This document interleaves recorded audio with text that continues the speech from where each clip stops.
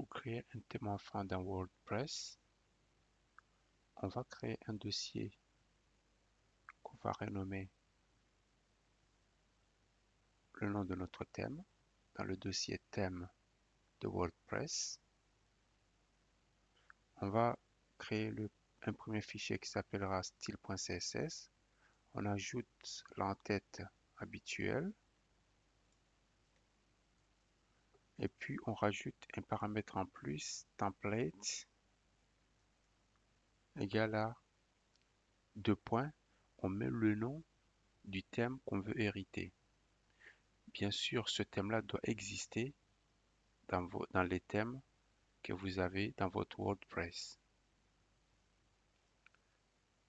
Et à partir de là, on hérite tout ce qui appartient à ce thème-là,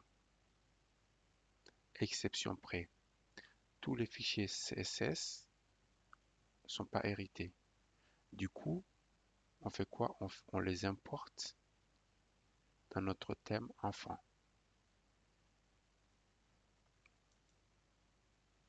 Le fichier function.php, si on les crée dans le thème enfant, il faut savoir qu'il va être additionné avec le fichier function.php de la thème mère. Du coup, on ne perd pas nos données et nos fonctions, ils vont juste être rajoutés